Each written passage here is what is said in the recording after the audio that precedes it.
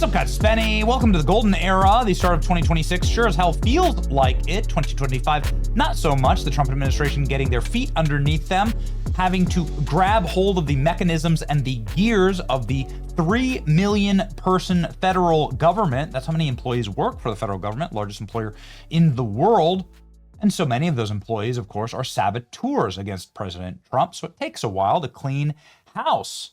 And now, not only are they cleaning the house of the deep state, but they are also cleaning the house of dirty communist dictators in our hemisphere. We are going to effing kidnap you. President Trump beaming on Air Force One, talking about other kidnappings that they look forward to doing. I mean, I recommended that they kidnap a third world dictator, like one or two of them every couple months, just to keep everybody on their toes. I think that'd be really fun and hilarious. And, well, here's a new candidate, Gustavo Petro from Colombia, borders Venezuela. Colombian president recklessly taunted Donald Trump. "Come get me, coward. I'm waiting for you here." Okay, bro. Let's see how that works out for you. Here's Donald Trump's response. Colombia is very sick, too, run by a sick man who likes making cocaine and selling it to the United States. And he's not going to be doing it very long, let me tell you. What does that mean? He's not going to be doing it very long. He's not doing it very long. He has cocaine mills and cocaine factories. He's not going to be doing it very long. So there will be an operation by the U.S. It sounds good to me. Yeah. You know why? Because they kill a lot of people. Yeah. President Trump going on an absolute tirade against third world dictators. He says that Cuba is ready to fall. It absolutely is. Cuba is legitimately a failed state. It is one of the most depressing places I've ever been in my life. Very hard to be there and look around and see what was once a very magnificent Spanish colony with a robust infrastructure. Was going to be the Las Vegas for the mob. I mean, it had so much infrastructure. They were going to effectively build Vegas in Cuba.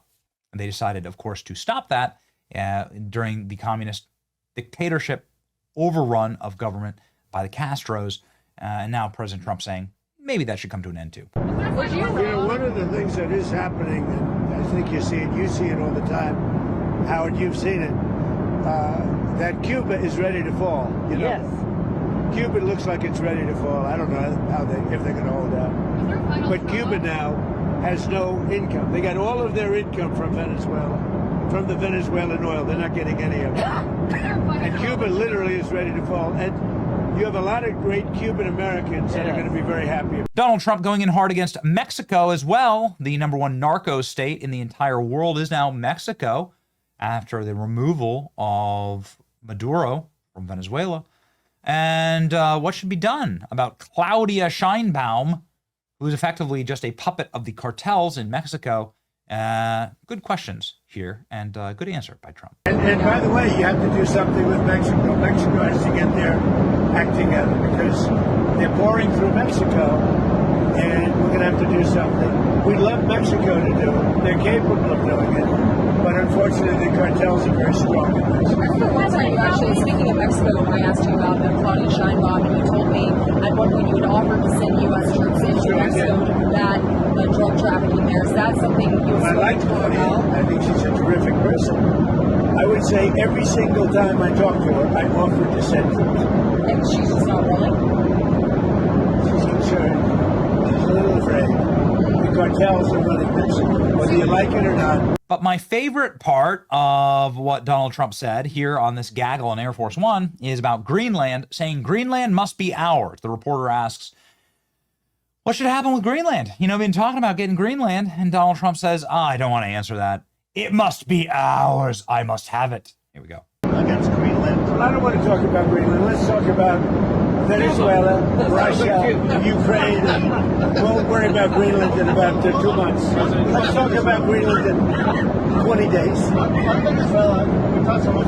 the way, I will say this about Greenland.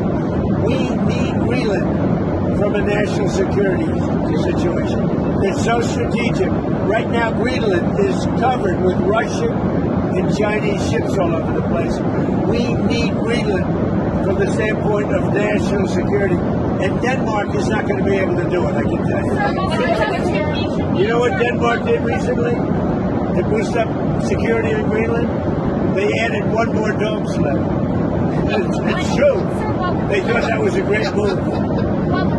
President Trump then called for the full deportation and denaturalization of Ilhan Omar, something that was told to us also this morning by DHS Assistant Secretary Tricia McLaughlin. She said that the denaturalization process should and could apply to Ilhan Omar. We'll see. President Trump very happy about this. Here you go. The thing I heard you specifically react to is the Minnesota fraud that we've seen play out. Well, it just doesn't get worse. I've reacted. It's almost not even believable. This very stupid, low IQ governor, he's a very stupid man, because I had a campaign against him, the JD, and he's a stupid man, and he's a corrupt politician, and the Somalians are ripping off our country to the tune of, looks like $19 billion, but that's only what they can find. So usually when you're looking at 19, that would mean it could be 50, but the numbers are astronomical. Think of it. They have a dead country. They don't have government. They don't have anything. They don't have a military. All they do is run around shooting people and trying to capture ships. You know, we don't let them take ships anymore. You know why? We use the same exact missile on them that we use on the drug carriers. And it's very effective. You notice there's nobody capturing ships anymore? Because as they head out to go capture the ship, and the ship doesn't want to fire back because it's very flammable stuff in many cases. And the insurance companies don't want, because they build $1 billion ship, and they don't want anybody firing rockets into the ship. But we're hitting them so hard, and it's very simple. Same missile system. It's called deadly accurate. And you notice that ships aren't being taken anymore. The pirates aren't. It's actually very easy. They head out. We say, guess what? There's pirates. That's the end of the pirates. The shipping business is coming back. See, these are little things that we're doing, and I'm doing it not just for American ships. I'm doing it worldwide, because we don't want ships taken by Somalia pirates. But what they are doing is they're stealing money from the American taxpayer. And every one of them should be forced to leave this country, including Ilhan Omar, who's a total crook. And she's one of the leaders of it. Not the only, because she's not that smart. But think of it. $19 billion at least they've stolen from Minnesota and from the United States. It's actually more from the United States, because Minnesota puts it, and we're not going to pay it anymore. We're going to have Waltz go pay. We're not going to pay them.